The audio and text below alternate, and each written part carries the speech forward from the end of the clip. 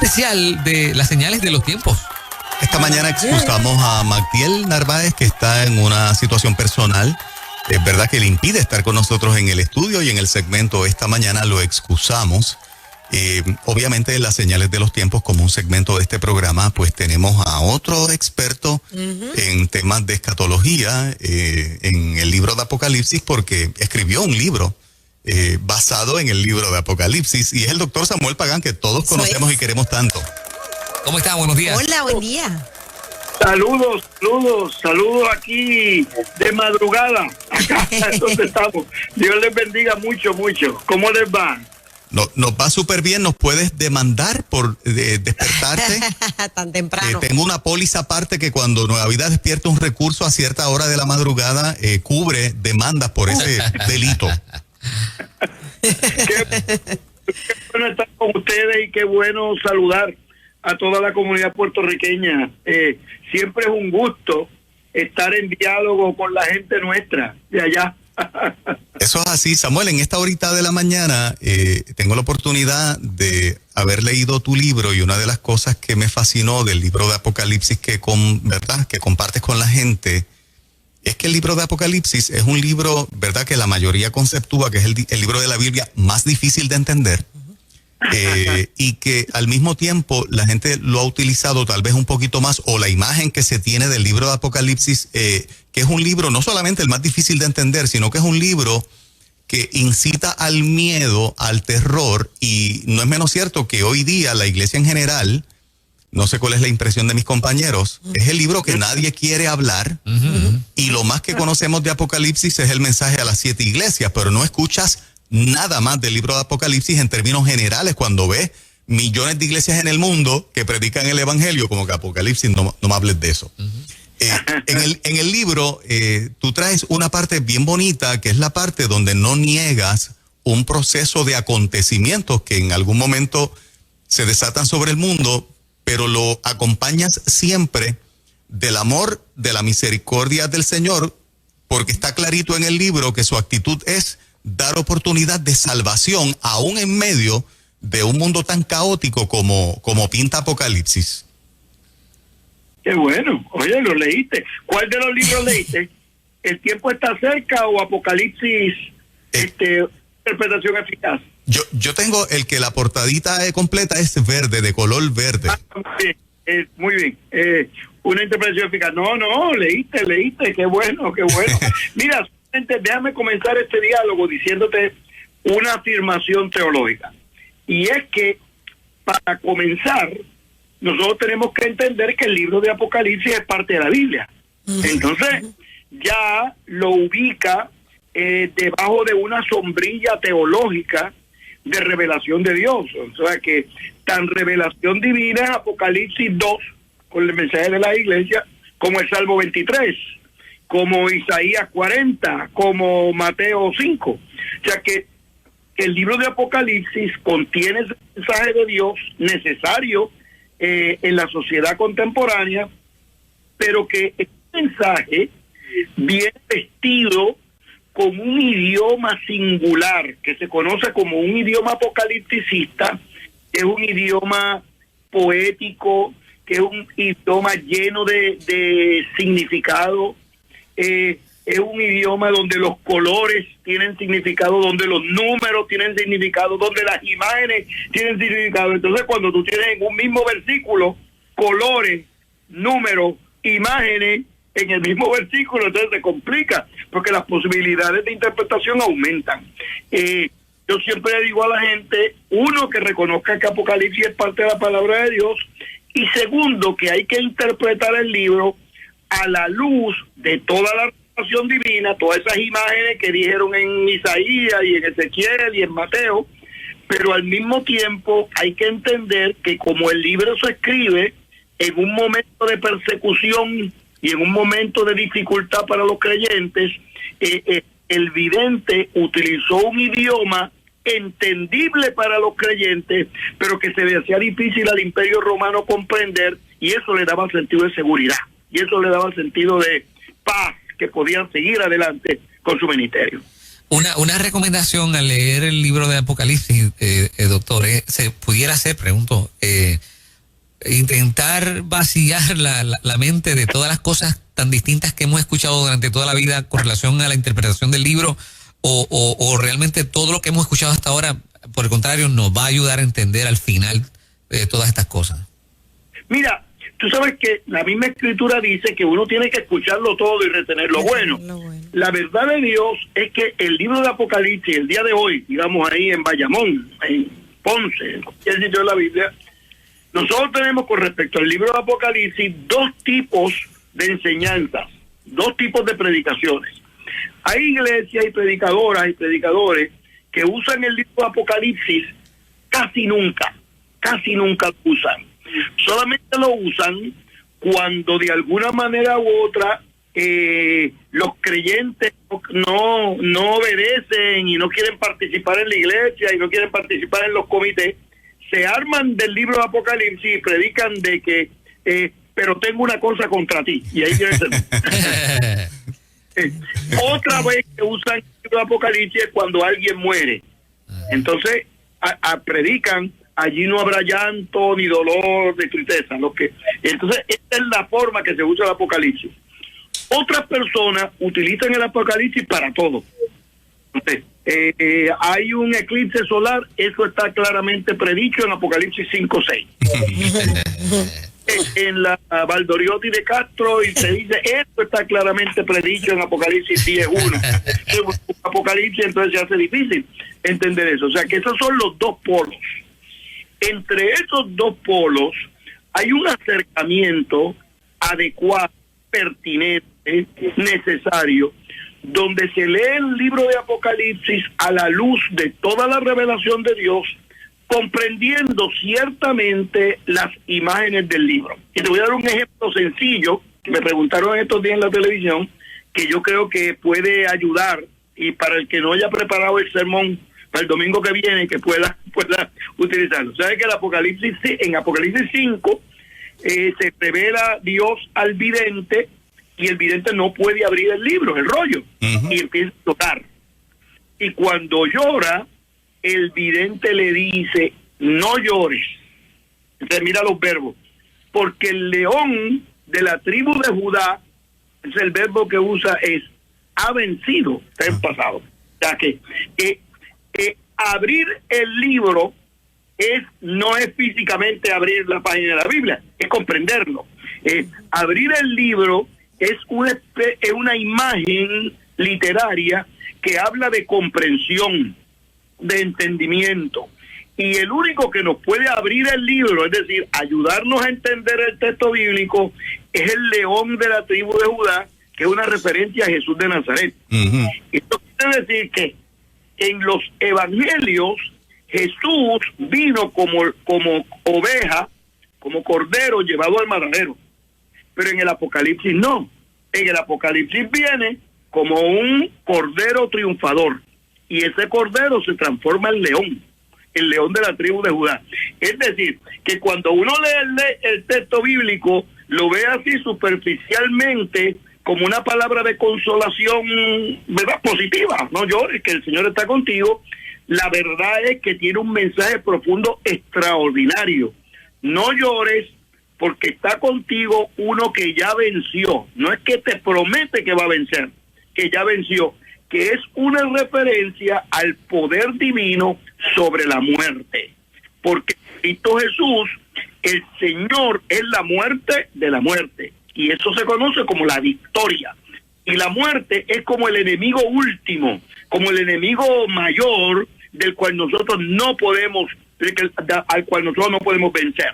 Pero como Él venció en el pasado, eso nos da a nosotros sentido de esperanza, de que aunque en este momento lloramos, aunque en este momento estamos en pandemia, aunque en este momento estamos con dificultades históricas, sociales, médicas y económicas, tenemos esperanza porque Él ya venció. Esperamos el momento donde esa victoria se ponga de manifiesto de forma completa y clara. Y así, ese es un ejemplo muy sencillito de cómo el libro de Apocalipsis, el objetivo no es amedrentar a nadie, sino darle esperanza al pueblo de Dios en un momento difícil. Samuel, conocemos del Evangelio que Dios se hizo carne y que vino a morir por nuestros pecados en la figura de Jesucristo. Así que cuando Jesús vino a la tierra, vino en una misión de redimir al hombre, de salvarlo. El libro de Apocalipsis es uno de los libros, y me corriges, que afirma que va a haber un periodo de tiempo donde Jesús regresa a la tierra, esta vez a regir sobre ella, y menciona específicamente por un periodo de 1000 años, donde va a estar reinando y donde el mundo, y hay un texto que yo interpreto que se cumple solamente en ese milenio: en la tierra habrá conocimiento de la gloria del Señor como las aguas cubren el mar. Yo veo eso solamente en ese periodo de los 1000 años, si es que estoy interpretando correcto. Ese reinado de Jesús, esta vez no como Salvador, sino como el que viene a regir al mundo y decirle al hombre: este es mi reino de justicia, yo rijo los destinos de la tierra. Eso es 1000% cierto, es una interpretación correcta que Apocalipsis nos afirma. Sí, mira, lo que está detrás de todo eso, la interpretación tuya tiene una virtud teológica, no tengo que destacarla, ¿verdad? Un sentido de esperanza. Pero lo que está detrás de este texto bíblico es, uno, que Jesús de Nazaret es el Señor del tiempo. Quiere decir que esta referencia 1000 años es una imagen bíblica de un periodo de tiempo mayor. Recuerda que según el Salmo 90, 1000 años son como el día de ayer que pasó. O sea, lo que es una afirmación teológica que dice que 1000 años, que para nosotros es muchísimo, es como un día delante de Dios. Entonces, esos 1000 años en el Apocalipsis, lo que quiere decir, miren, no se preocupen por el tiempo, porque Jesús de Nazaret, con la gracia de Dios, es el Señor del tiempo. Porque para los cristianos, desde que el Señor subió al cielo en el Monte de los Olivos, de acuerdo al libro de los Hechos, desde ese momento los cristianos están pendientes del tiempo. Y le dijeron a los ángeles, ¿verdad? A los instrumentos de Dios que estaban con ellos cuando el Señor asciende. Pero mira, ¿cuándo es que va a hacer eso? Para poner los relojes humanos. Exacto. Y la divina es: tómenlo con calma. Si llegan a ser puertorriqueños esos ángeles, dicen: ay, bendito. Tómenlo con calma, porque el tiempo es algo que está en las manos de Dios, y el tiempo de la manifestación divina está en la sola potestad de Dios. Esos 1000 años, lo que nos quieren decir es que como el tiempo está en las manos de Dios, va a venir el tiempo de la paz, de la seguridad, de la liberación, de la transformación, de la esperanza, donde la lágrima no va a tener espacio, donde el cautiverio no va a tener oportunidad. Entonces, a una iglesia que está siendo perseguida, posiblemente ya en esa época ya habían algunos crucificados con la cabeza hacia abajo. En esa época ya se había profesionalizado el circo romano, y animales grandes venían al circo como rinocerontes, como elefantes, a luchar con los cristianos y los pisaban, y era una desgracia mayor. Este mensaje del vidente lo que está diciendo es: no, miren, el tiempo está en las manos de Dios, y ese tiempo que está en las manos de Dios, lo que nos trae a nosotros es esperanza y liberación. Y respecto a ese texto mismo que tú estás hablando, y que ha sido fuente de gracia y de muchos sermones importantes, yo le digo a la gente lo siguiente: mira, lo que está detrás del libro de Apocalipsis es una palabra de vida y de esperanza, y esos 1000 años representan ese triunfo definitivo de Cristo sobre los poderes del mal. Y en ejemplo específico, lo que le digo a la gente es lo siguiente: es que la voluntad de Dios, según el libro de Apocalipsis, no es el dolor, no es la lágrima, ni el cautiverio. Lo que nos espera a los cristianos son cielos nuevos y tierra nueva, que son lo que Dios tiene preparado para aquellos que le aman. Y añado además, en ese cielo nuevo y en esa tierra nueva hay un mar de cristal, y en ese mar de cristal nadie se ahoga. Este es un mar, no es como el pasaje de la Mona, donde lamentablemente muchos colegas y amigos, ¿verdad?, de otros países han muerto ahogados. Y en ese mar, en ese cielo nuevo y tierra nueva, hay unas calles de oro, y en esas calles de oro no hay asalto, no hay droga, ni hay coronavirus, porque es la transformación de la historia para que las realidades humanas se cambien del dolor a la esperanza. O sea que esos 1000 años del que tú hablas son mucho más que de 24 horas cada año. Esa es la afirmación de que el mundo, la historia y el tiempo está en las manos de Dios. Y si está en las manos de Dios, está en buenas manos. Samuel, le tengo una pregunta. Muchas veces, y nos pasó de niños, ¿verdad? Nos crecimos como con el terror de no leer Apocalipsis porque era un libro trágico para muchos todavía. Sigue siendo un libro trágico en lugar de profético. Eso es una evangélica normal. Sí. Entonces, en lugar de verlo, como usted dijo, como un libro de esperanza que revela, trae esperanza, consuelo, lo ven como un libro que revela el final de los tiempos de manera trágica. ¿Cómo podemos invitar a la gente que todavía no se ha atrevido a entrar en Apocalipsis y ver lo rico? Porque yo encuentro que hay mucha riqueza y si uno no entiende, uno puede buscar qué significa. ¿Cómo podemos cambiar esa percepción y que la gente diga, oye, hay esperanza? Ese mar que usted estaba hablando. Ajá. Magnífica respuesta. ¿Sabe qué es lo que ha sucedido? Es que el libro de Apocalipsis se ha utilizado como vehículo evangelístico. La gente utiliza el libro de Apocalipsis para evangelizar a los no creyentes. Entonces, el presupuesto psicológico es que si hablan de las plagas y de los juicios y de la destrucción, la gente se va a asustar y se va a convertir al evangelio. Sin embargo, cuando estudiamos el fenómeno religioso y estudiamos el fenómeno de la espiritualidad, descubrimos a través de la historia que el miedo no es una buena infraestructura para llegar a la iglesia y convertirse al evangelio. Porque cuando alguien llega al evangelio por la puerta del miedo y a los 6 meses descubre un Dios maravilloso y un Dios de amor y un Dios de paz, sale de la iglesia. El carril mayor y mejor para estudiar el libro de Apocalipsis no es llegar a Dios por el miedo a las plagas, sino disfrutar la presencia divina en medio de las plagas, en medio del... Entonces, ese acercamiento tiene mucho más virtud, porque esa virtud es una virtud que funciona cuando yo estoy caminando por el valle de la sombra y de la muerte, pero cuando yo estoy como ríos de agua viva que saltan para vida eterna, lleno de contentamiento, también funciona. Yo lo que le digo a los pastores y a los líderes es que utilicen el libro de Apocalipsis con gusto. Sí, en el libro de Apocalipsis hay juicios y hay peste y hay destrucciones, pero eso no es lo que le espera a los creyentes. Eso le espera a los perseguidores de la iglesia. Eso le espera a los que no descubren la gracia de Dios y hieren a los cristianos. A los cristianos lo que le espera es la misericordia de Dios, la transformación de Dios.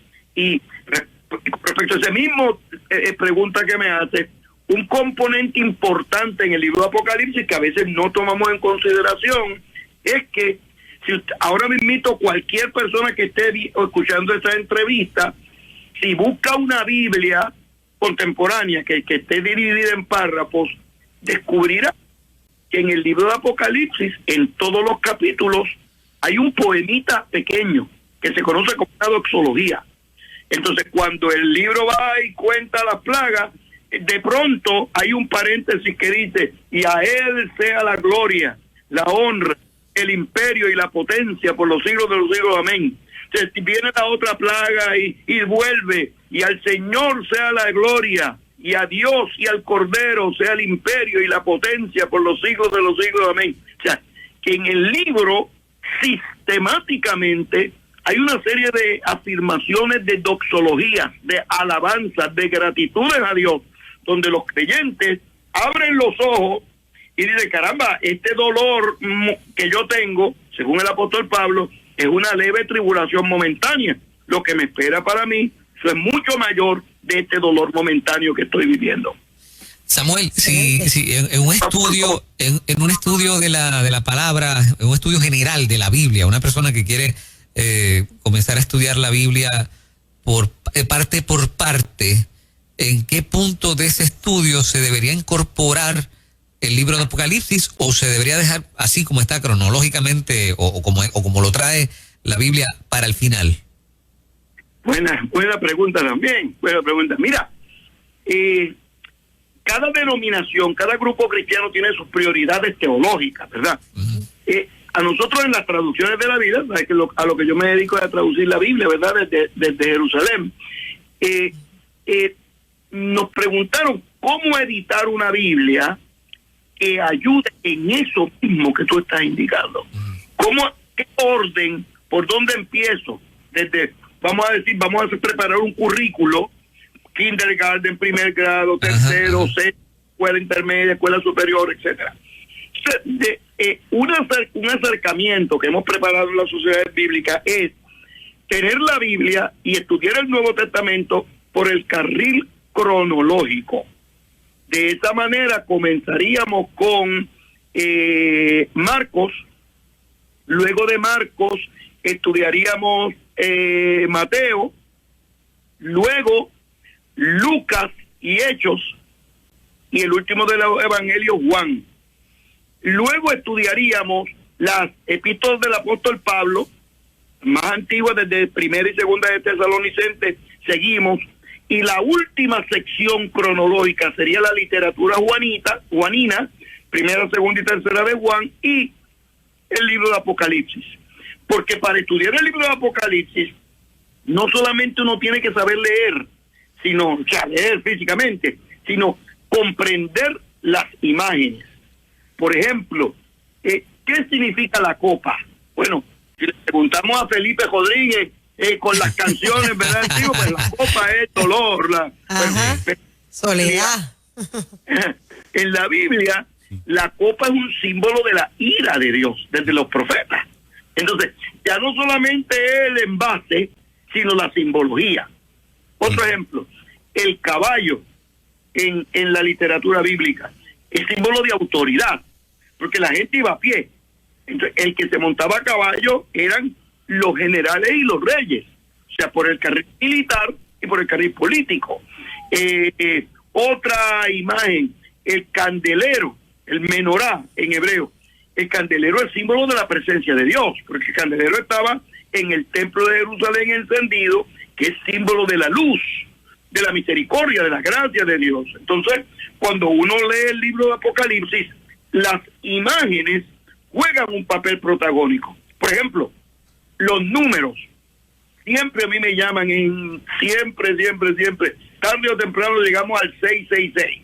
Ajá. Porque cuando yo era un poquitito más joven que el día de hoy, ¿verdad? 2 o 3 días nada más, los años 80, yo recuerdo que el 666 era Gorbachev, porque tenía la marca de la bestia. Entonces, cuando empecé a viajar y a traducir la Biblia en Europa, me encuentro con los cristianos rusos que se reían de eso. Y me decían, ¿cómo va a ser Gorbachev? El 666 es Ronald. 666, 6 letras. O sea que siempre aparece un candidato bueno para hacer el 666. Por ejemplo, en la época de Martín Lutero, el 666 era el Papa de Roma. ¿Quién ustedes creen que para las autoridades romanas medievales era el 666? En efecto, Martín Lutero era el 666. O sea que, sin embargo, el número 6 es importante en la Biblia porque el 6 no es el 7, no llega al 7, y el 7 es el número de la perfección. Entonces, el 6 no llega al 7, o sea, no es perfecto. Y 3 veces lo que significa es algo completo. El 666 es lo que es completamente imperfecto. El 777 es lo completamente perfecto. Por eso cuando se habla que va a venir el 666, es una forma de decir, no se engañen, va a tratar de confundirlos, pero no es completamente imperfecto. Además, en el mundo romano, también en el mundo hebreo, en esa época, cada letra tenía un número. Y cuando uno suma las letras del nombre del emperador romano Nerón, uno se da cuenta que suman 666. Y cuando hablamos del 666, estamos hablando del emperador romano, y el emperador romano es el que organizaba y aprobaba la persecución, la destrucción y la muerte de los cristianos, a quienes Juan el Vidente les está escribiendo. En esa línea que estás ahora, Samuel, por favor. Apocalipsis 13 habla, porque traes el tema del 666. Apocalipsis 13 dice que habrá un momento en la tierra donde los seres humanos no podrán comprar ni vender si no tienen el número de la bestia, ¿verdad? La marca, el sistema. Este tiempo que estamos ahora, donde por ejemplo en la Agenda 2030 de la Organización de Naciones Unidas, porque tenemos la tecnología, donde cada ser humano va a ser identificado, va a saber se va a saber el nombre, dónde vive, cuánto dinero gana, cuáles son sus condiciones de salud, etcétera, etcétera, etcétera. Esta parte de Apocalipsis 13, en efecto, es un evento futuro en desarrollo que el ser humano va a experimentar, donde si no tiene una marca, y Apocalipsis 13 hace referencia a eso para formar parte de ese sistema que he escuchado, que es un sistema político, económico y religioso. Y de ahí viene el 666. ¿Qué me puedes contestar a eso? Sí, mira, este ha sido uno de los grandes desafíos hermenéuticos y de interpretación a través de la historia. En el contexto original, el 666, que tenga la marca de la bestia, eso es lo que quiere decir que tenga la autorización del Imperio Romano. No puede hacer nada, en el momento, ¿verdad?, donde Juan estaba, no puedes moverte, no puedes hacer nada si no tienes la autorización de Roma. Y eso se daba por una razón específica, y es que el apóstol Pablo es muy grato explicando eso. Recuerdan que cuando se encontraban dos ciudadanos romanos, se encontraban en el camino, el día de hoy nosotros nos encontramos, Juan Carlos, ¿cómo estás? Nos damos un abrazo, Dios te bendiga, Dios te bendiga. Ese es el símbolo de comunicación. Sí. En esa época, cuando se encontraban, se saludaban y se decían, César es el Señor, y el otro le contestaba, sí, César es el Señor. El problema vino cuando los cristianos comienzan a crecer, cuando los cristianos comienzan a crecer y uno llegaba y le decía, César es el Señor, y los cristianos se reían y decían, no, Jesucristo es el Señor. Entonces, eso generó una tensión extraordinaria en el reino, porque en el Imperio Romano, porque hay que recordar un fenómeno que nosotros no tenemos el día de hoy, que para el Imperio Romano el emperador era visto como Dios, y él se lo creía. Entonces, los cristianos o judíos también, otras personas que no aceptaban que César fuera Dios, los acusaban de ateos, y eso sí que era un pecado. Por eso es que el crimen de los cristianos, aunque suene raro el día de hoy, es que eran ateos, porque no creían que César era el Señor. Entonces, ese 666 original, lo que se refiere a esa autorización, a ese permiso que daba el Imperio Romano para moverse en todas las provincias de Roma, ha sido interpretado a través de la historia de diferentes maneras, como la autorización de los gobiernos para uno poder funcionar. Y el día de hoy lo interpretan, por ejemplo, la semana pasada, en pleno televisión secular, me preguntan si la vacuna ahora que vamos a tener contra el coronavirus es el signo del 666, porque a esa vacuna, me decía la persona, va a tener un chip que le van a poner a la gente y te van a poder perseguir. Entonces, quien estaba en la entrevista también, otra persona, estaba respondiendo desde la perspectiva tecnológica. Antes de yo responder, yo voy a responder teológicamente desde la tecnología, y dice, no, pero si para saber lo que hace no hace falta en este momento histórico, decía él, ningún chip, lo que hace falta es tener un teléfono celular, porque a través del teléfono celular la gente puede saber dónde tú estás, cómo estás, qué estás haciendo, qué has hablado, pero no solamente eso, sino que esa misma semana secuestraron a una persona, creo que fue en México, decía el colega, en México, y la señora tenía un teléfono inteligente y la descubrieron específicamente dónde estaba, en una cueva por allá, en un monte, último en México, sencillamente porque tenía el teléfono celular y los secuestradores no se dieron cuenta que ella tenía el teléfono celular. O sea que esa tecnología de saber dónde estás, seguirte, ese tipo, está ya en acción, o sea, no tienen que ponerte ninguna vacuna. Yo lo que le digo a la gente es que nosotros, no importa lo que sepan los gobiernos de nosotros confiamos en las promesas del Señor. Y los que confían en las promesas del Señor son como el monte de Sión, que no se mueven, sino que permanecen para siempre. Y este 666 que va a tratar de detener el avance del pueblo de Dios, según la Escritura, el nombre que tenga y el apellido que tenga y la tecnología que tenga, no va a poder detener el paso triunfante del pueblo de Dios, porque ese pueblo de Dios ha pasado las tribulaciones, ha pasado las angustias y está vestido de blanco para encontrarse cara a cara con el Señor de la vida. ¿Estás afirmando con eso de que en efecto hay un cumplimiento ahora en una etapa futura o que ya estamos viviendo parte de ella? Lo único que lo que debe distinguir al creyente es que está protegido y guardado por el Señor, y que la parte de lo que es, vamos a decir, el sufrimiento de un juicio, el cristiano no debe estar preocupado porque como creyente e hijo de Dios no va a recibir ese daño. ¿Te interpreté bien? Correcto, mira, ya pasaste el curso conmigo.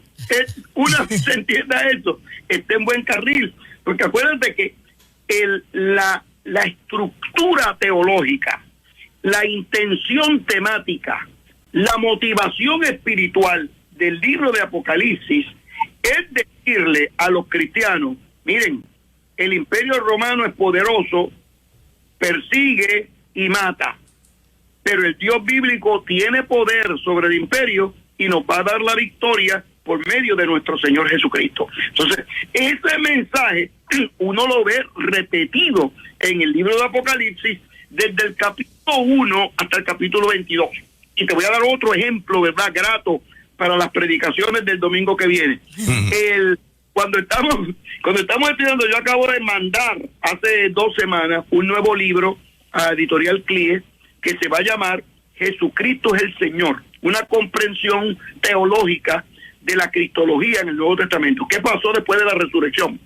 Entonces, el argumento mío es que si Jesús no hubiese resucitado, estudiaríamos el día de hoy a Cristo, pero lo estudiamos en el carril de Aristóteles, de Platón y de los grandes filósofos griegos, por el carril de la educación. Él fue un buen maestro. Pero como esto cambió todo. O sea, no es que digamos que allá en Puerto Rico y aquí, ¿verdad?, en Jerusalén y en los otros sitios del mundo, la gente esté resucitando toda la semana. O sea, que ese fenómeno de la resurrección cambió todo. Y una de las cosas que cambió fue la comprensión de Jesús de Nazaret. En Juan, una de las dimensiones que toma Cristo en el Evangelio de Juan son los grandes yo soy. Yo soy el camino, la verdad y la vida. Yo soy la resurrección. Yo soy el buen pastor. Yo soy la luz del mundo. Todos esos grandes yo soy. 7 en el Evangelio según Juan. Pues yo quiero que ustedes sepan que esa teología se manifiesta en el libro de Apocalipsis al principio y al final. Y en el libro de Apocalipsis, cuando la situación se pone difícil, cuando se complica la dinámica, entonces el libro de Apocalipsis habla y afirma con seguridad que ¿quién está con nosotros? El que es capaz de decir, yo soy el primero y el último. ¿Quién es el que está con nosotros? El que es capaz de afirmar, yo soy el alfa y la omega. ¿Quién es el que está con nosotros? Yo soy el gran yo soy, que se identifica con Jesús de Nazaret, que se fundamenta en el capítulo 3 del libro de Éxodo, en la revelación de Dios a Moisés, cobra dimensión nueva en el libro de Apocalipsis. En lo que quiere decir el Apocalipsis, miren, no teman. Sabemos que esta situación es difícil. Si alguien lo sabía era Juan, que estaba preso y exiliado en Roma, que dicho sea de paso, este año voy a dar una serie de conferencias allá en Patmos. O sea que ese ambiente de dolor, el libro de Apocalipsis lo enfrenta desde una perspectiva literaria, en el libro de Apocalipsis, desde una perspectiva teológica, con sentido de esperanza e inseguridad, pero sobre todo con un sentido pastoral. Ustedes tómenlo con calma. El Dios de la historia está con nosotros. No importa quién sea gobernador de Puerto Rico, Jesucristo sigue siendo el rey. No importa quién sea el presidente de los Estados Unidos y el presidente de la Unión Europea y el presidente de las Naciones Unidas, Jesucristo es el Señor. Y el mundo, el libro de Apocalipsis dice, este mundo con sus lágrimas y sus felicidades está en las manos del Señor. O sea, Samuel, podemos decir que el libro de Apocalipsis, más que un libro de destrucción, como algunos le llaman, puede ser un libro de transformación. Exactamente. Qué buena palabra utilizaste. De lo que estamos hablando es de transformaciones, de restauración, de liberaciones, de salvación, o sea, acuérdate que están los cristianos. Los cristianos en esa época venían de dos mundos. O venían del mundo judío, que tenían que descubrir que Jesucristo es el Señor en la tradición judía y se hacían cristianos, o venían del mundo gentil. Entonces, Juan toma en consideración muy seriamente el mundo gentil, porque ya para el año 90, recuerda que ya había pasado Pablo, ya había pasado el concilio de Jerusalén, ya había destrucción del templo en el año 70, el golpe mayor evangelístico por los años 90 venían de los grupos gentiles. Entonces, el libro de Apocalipsis se escribe para decirle a los gentiles que no venían educados en los salmos, que no conocían a Isaías, que no conocían a Ezequiel. El libro de Apocalipsis le está diciendo a ese mundo gentil, este mundo no va a la deriva, ni la última palabra la tiene el César de Roma. Este mundo está en manos de Dios, y este mundo, la palabra final para este mundo la tiene Jesucristo, que es el Señor. Doctor, este segmento se llama Las señales de los tiempos. Podemos, o sea, ¿estamos viviendo el tiempo del fin o esta tierra aguanta 2 o 3 mil años más? Buena pregunta también. Oye, te pusiste... Oye, te llamaron.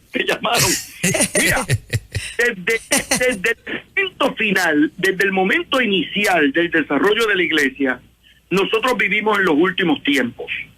Uno nota, cuando uno lee al apóstol Pablo, uno nota que el apóstol Pablo, cuando comienza su teología luego de su conversión, que habla de los que quedemos en ese día, los que estemos vivos. Entonces ya uno ve que desde Primera y Segunda de Tesalonicenses a Efesios, a Romanos, a Gálatas, los que queden, los que estén. O sea que el apóstol Pablo comienza entendiendo que la parucía o la segunda venida del Señor se iba a dar en su tiempo. Y a través de la historia, eso ha sido una realidad. Siempre vivimos en el tiempo del fin. ¿Pero qué significa eso de manera concreta? Lo que significa eso es que nosotros tenemos que vivir como si la venida del Señor fuera esta noche, dentro de 2 horas, dentro de 3 horas. que fuera inmediatamente. Tenemos que vivir consagrados, tenemos que vivir decididos, tenemos que vivir confiando en las promesas del Señor, como si ese evento tuviera inmediatez histórica esta noche. Pero al mismo tiempo tenemos que ser pacientes como si se tratara 1000 años más. Es decir, que entre el aquí y ahora y el mañana no identificado, no precisado, nosotros tenemos que vivir de forma tal que podamos vivir con sentido de urgencia, pero que tengamos paciencia, como el apóstol dice, no entendiendo su demora como algo de descontrol divino, sino que entendiendo que se tarda el Señor para que muchos más procedan al arrepentimiento. Entonces, en esos dos polos, de aquí y ahora, y tener la esperanza escatológica, vive la iglesia continuamente. Tú no te puedes imaginar cuántas personas me dicen a mí en radio, especialmente en la televisión secular, que cómo es posible que la iglesia siga predicando que el Señor viene pronto. Y yo digo, pero un momentito, ese posiblemente esa venida del Señor inmediata está bien cerquita del corazón del evangelio, porque ese sentido de urgencia es lo que hace que Radio Nueva Vida esté funcionando. Y ese sentido de urgencia es el que hace que yo le voy a predicar el domingo que viene a Marta Ramírez en Puerto Rico. Y eso es lo que hace que en octubre vamos a tener un peregrinar educativo por el Mediterráneo, y yo voy a tener las conferencias del Apocalipsis, y Ricardo Rodríguez va a cantar, y no sé, mi esposa va a tener un diálogo con las mujeres sobre la virtud del evangelio para las mujeres. O sea que es el sentido de urgencia el que nosotros muy cerquita de la gracia de Dios y muy cerquita de la predicación y del amor al Señor. Pero al mismo tiempo, ese sentido de urgencia no nos ciega para entender que el tiempo lo puso Dios en su sola potestad. Exacto. Y que el día de ayer que pasó son como 1000 años en las manos del Señor. Entonces uno tiene que confiar en esos dos polos, el aquí, el ahora y el mañana que vendrá, que no está relacionado con 24 horas, sino con el tiempo, el cronos, que está en las manos de Dios. El viaje precisamente a Grecia, Israel y Turquía, que es un crucero que tenemos con EO, contigo, está nuestro, ¿verdad?, hermano Magdiel Narváez en el evento, nos va a ayudar a comprender mucho mejor, estando físicamente allí, todo este concepto de los últimos tiempos, de las señales de los tiempos y del libro de Apocalipsis. Sin duda alguna, Samuel, es así. Correctamente. Mire, me preguntaron en Nueva York que si Magdiel iba a ir, y yo dije, mira, yo estoy ahí al lado de él a ver si yo aprendo algo, porque Magdiel no solamente es un buen predicador, ustedes lo tienen ahí, ciertamente, sino que comprende el tema y tiene, lo que yo le digo a mis estudiantes, capacidad de comunicación, y enseña que la gente puede entender. Quiere decir que este crucero vamos a cantar, vamos a comer, yo espero que no mucho, ¿verdad?, de forma tal que la gente no pierda, ¿verdad?, el balance. Van a comprar y van a pasear y van a disfrutar, pero sobre todo hay una espina dorsal educativa, y en esta espina dorsal educativa el tema de que Jesucristo es el Señor para la gloria de Dios Padre en el libro de Apocalipsis va a ser el que va a guiar esta peregrinación. Por ejemplo, vamos a tener una conferencia en Corinto para ver cómo Pablo entendía el texto de Corinto, y vamos a tener una conferencia sobre Apocalipsis, y vamos a tener conferencias, posiblemente, mire, yo le digo a mis estudiantes que van conmigo a la Tierra Santa, una vez uno va a Éfeso, no queda igual, porque tú sabes que en el mundo, Puerto Rico también, México, donde quiera que estemos, aquí en Jerusalén, donde estemos en Jerusalén, uno tiene que ser creativo e imaginativo para enseñar arqueología.